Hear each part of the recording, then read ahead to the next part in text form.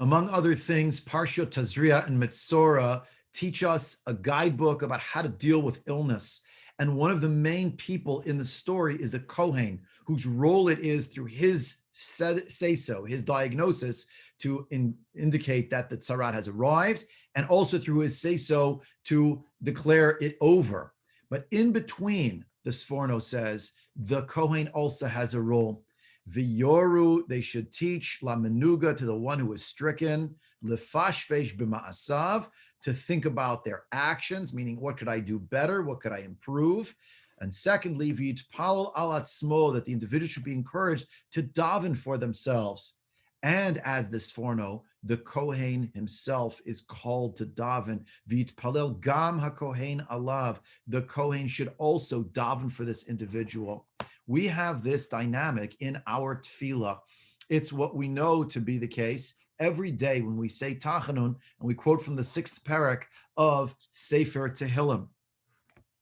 It describes there that David HaMelech says, Hashem,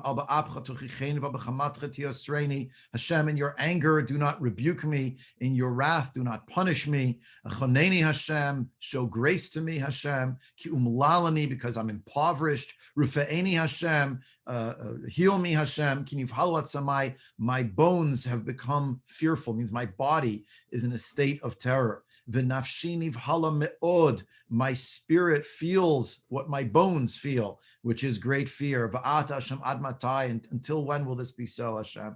Shuva Hashem chaltza nafshi, return Hashem and release my soul. Hoshi'eni l'man chazdecha, save me for the sake of your loving kindness. This is what we daven every day. An individual recites this in the first person to daven for themselves, even if they're not experiencing illness at that moment, to be aware that it exists, to be aware that one must daven for oneself. But secondarily, of course, we have the tefillah that we recite for others, whether that's a mishaberach lecholim, or even in a tefillah which we recite daily in a general way, which is the Amida. I say general because it's specifically in the plural tense. Rifa'enu Hashem v'nei rafe. Heal us, Hashem, and let us be healed.